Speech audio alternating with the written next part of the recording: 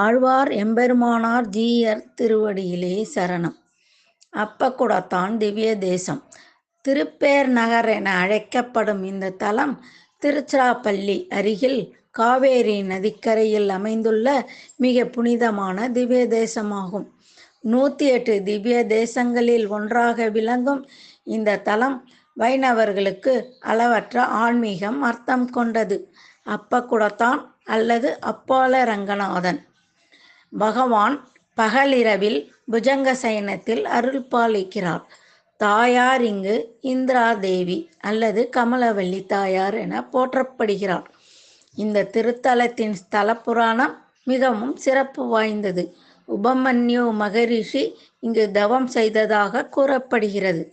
ஒருமுறை மகரிஷி பெருமாளுக்கு அப்பம் சமர்ப்பிக்க விரும்பினார்.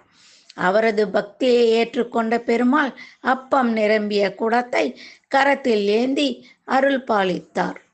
அதனால்தான் இத்தலம் அப்பக்குடத்தான் என புகழ்பெற்றது. இந்த திவ்ய தேசம் பக்தர்களுக்கு மிகுந்த கருணையை அளிக்கும் தலமாக கருதப்படுகிறது. வாழ்க்கையில் உணவு குறைவு, பொருளாதார சிக்கல், மன அழுத்தம் போன்ற பிரச்சனைகள் நீங்க இங்கு பிரார்த்தனை செய்வது மிகுந்த பலன் தரும் என நம்பப்படுகிறது. குறிப்பாக அன்னதான புண்ணியத்துடன் தொடர்புடைய தலமாக இது விளங்குகிறது. ஆழ்வார்கள் இந்த தலத்தை மங்களாசாசனம் செய்துள்ளார்.